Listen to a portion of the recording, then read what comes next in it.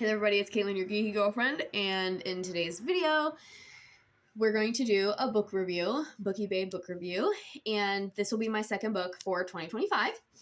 So before we get started, thank you all so much for being here, and if you're new here, make sure that you hit that red button and subscribe, but you can also like this video and let me know in the comments what you think of the book that we're going to review. Now, the book that we're going to review today was a book club choice. I'm trying to get back into meeting more regularly with my book club, and the book of choice was Eleanor Oliphant is Completely Fine by Gail Honeyman, and I did get this from the library, and I'm glad that I did. So before we get any further into the video, like I said, I'm Caitlin, your geeky girlfriend, and my page has a lot of booky things, but it also has a lot of movie things, and this year we're going to add some TV show things as well, and it's got lots of Taylor Swift stuff, lots of fashion stuff, so any of those things are your thing, make sure you give me that like.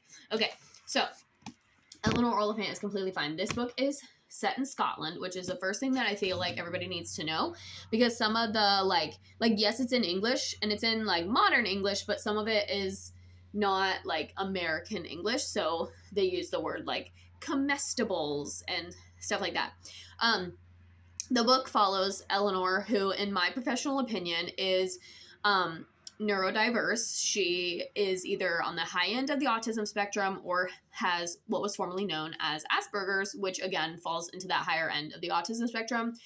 The way that Eleanor navigates social situations and the social cues that she misses, the body language that she misses, all of those things, as well as like some of the things that she perseverates on, and she has a lot of routine-based thinking, were all things that I was like, yes, this girl, this woman is an adult on the autism spectrum, which, not that I have any problem with that. I love the inclusivity and I love the representation.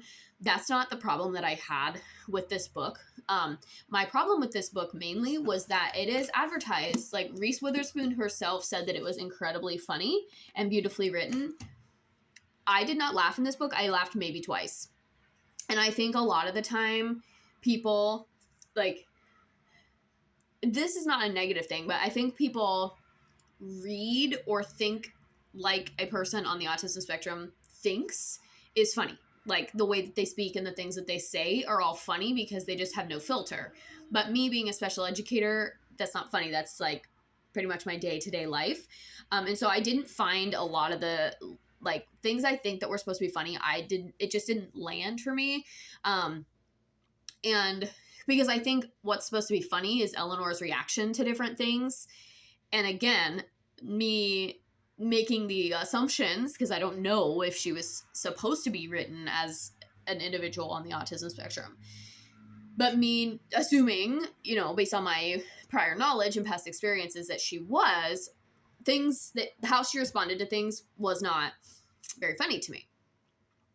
So that was my first critique overall, was that I did not find that it was incredibly funny. Now, were there some endearing parts of the book? Yes. I think it is a beautiful story about how her and Raymond come to be friends. I think I really, really liked that, and I actually wanted more of that in the book, so much so that I almost wish that they would have pushed it a little bit more into the romantic side, because I really thought that, you know, all this time Eleanor's talking about how Raymond is unattractive and blah, blah, blah, blah, blah, and I really wanted it to be like they grow to love each other, and I do think they did that, but not, this would be one of those ones that if it was a blind date with a book, I would say a romance, but not in the way that you think, because it is this romance between friends. So don't go into this book thinking that it's going to give you like a lot of romantic, like, it's not a romance book. This is just considered fiction.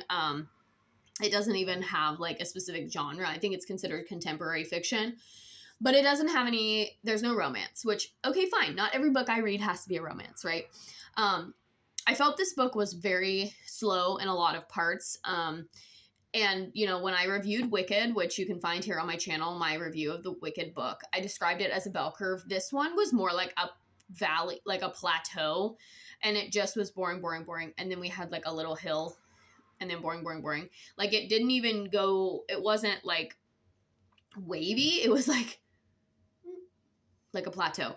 I just felt like it was very dry, very slow, and I get that. The whole book is written to be a juxtaposition of her experience as a child, because Eleanor has a very traumatic childhood, but I didn't love how that was written and portrayed. We get so many snippets of who her mom was as a person throughout the entire book, but we don't actually find out what happened until like the last 60 pages. And that was really frustrating to me as a reader, because Eleanor kept bringing it up. And we didn't, and I, like, now that I finished the book, I understand why, because, like, the reason why it was withheld from us as readers is because Eleanor had not yet, like, accepted it and unlocked it in herself, and that's part of the whole trajectory of the book, is Eleanor is healing from this trauma, and she ends up going to counseling at the end to further her journey. There's a big event that causes her to really go to counseling, but she ends up going to counseling at the end, which is something that she's never done before. Now, I loved reading about her visits with her counselor and the language that was used and her realization of the healing that was happening. I really, really liked that, but there were just so many slow, dry things leading up to that point, and I was so frustrated that we would get like a teaser and then weren't given anything to like keep us going through the book about her mom. Like, I just wanted all of the answers right away from the beginning. I wanted to know exactly what happened to her. Because I felt like the more information I had, the more empathy I had towards Eleanor, and like wanting to hear about her mundane, boring life, because that's essentially what this book is. You're just following Eleanor through her everyday, normal, mundane activities in life. Her office job, her grocery runs, her dinners by herself. Like, you're just observing as a third party all of these mundane activities, and it is supposed to be her awareness of and her humbleness to say, like, I had this traumatic, crazy, chaotic childhood, so now I'm getting this mundane, normal, everyday life as an adult. And so, in that regard, I would say that it was written well. However, there were pieces that I disagreed with how it was written. Overall, I gave this book a 2 out of 5. I just felt it was very, very boring, very, very slow. There were parts that I liked about it, which is why it didn't get a 1, but I dozed off a lot reading this book. I, like, read it. Like, it's not super large. Like, I think it has 410 maybe pages, and I just I was just bored. Like, I just wanted more out of it. I wanted more between Eleanor and Raymond. I wanted a little bit more. I don't even know if I wanted more from Eleanor herself. Like, I think Eleanor was fine. I think she was fine written. I just wanted more going on around her, but I think that was supposed to be the point. But yeah, I just felt it was a little boring, and I did not think that it was funny, despite it being advertised as kind of funny. I will say that I was telling another colleague of mine that I was reading this book for book club, and she said that she also read it for book club and that it led to a really great discussion. So we're actually having the meeting tonight, and I'm excited to see what comes of the discussion. Maybe I'll put it in the description of this video, like, hey, we had a really great discussion and it really made me appreciate the book more or something. But as I'm sitting here filming this video, this was a 2-star for me. And I don't even think I gave it, like, I think I gave it it was definitely a 2.75 on Goodreads, but I think after I finished it, I did come to a little bit more appreciation. And so I gave it a 2.75 on Storygraph, because I was like, well, I don't think it was like that bad to be a 2, because I did really like Glenn, and I did like kind of the better days. I liked I liked part 2 the best. So this book is broken up into 3 parts: good days, bad days, better days. And I liked the bad days part the best. What that says about me as a reader, I don't know. But so I did like that part. So I did end up coming up in my rating a little bit, but overall, in terms of Goodreads, it did get the 2, because it definitely was not 3. So yeah, I don't know if there's anything else I can say about this book that won't give it away. There were some parts, like there were some little parts that I liked, like when she went shopping, I liked that part, obviously. And so there were like gemstones of good things in this book, but overall it was just kind of lackluster, I guess, for me. But I think that's all I have to say because I feel like if I say anything else, it's going to spoil too much. So let me know in the comments if you have read this one. It was a Reese's book club choice.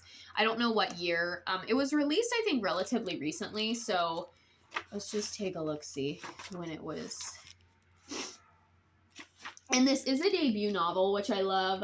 It was written in 2017, so it's almost 8 years old, believe it or not. And which I guess would make sense. But it was kind of interesting reading about the cultural differences between America and Europe. I've never been to Scotland or England or anywhere in the United Kingdom, and just hearing some of the things that she described, like her trip to McDonald's and different things like that, were kind of funny. And how they like have their stores set up and blah, blah, blah, blah, blah. Just different. And so there were several times during the reading where I had to remind myself that we weren't in like New York or America. But yeah, I don't really think I can say much else. I think there are some great characters in the story. I think the relationship building that happens in the story is really good. The character development is good. So it's not that it's poorly written. I just don't think it was it just wasn't for me. Like, I was just a little bored. I wanted more out of it, but I'm used to reading suspense thrillers and like really like I'm getting into the spicy romance genre. So like those are the kind of things that lately I've been reading and eating up and giving 5 stars, are those types of books that just are page turners, and this one just didn't quite get there. Like I said, I did give it like a high 2, but wasn't good enough to get the 3. Let me know in the comments, like I said, if you've read this book, and give me a thumbs up if you like this review, and make sure you check out all of my book reviews from 2024, my all the books I read, and I did all the books I read in 2024 with like a minute description, and then I'm gonna do the same at the end of this year too, so make sure you stick around. These are the full-fledged reviews. You can find a full review over on Goodreads as well at Caitlin M, and then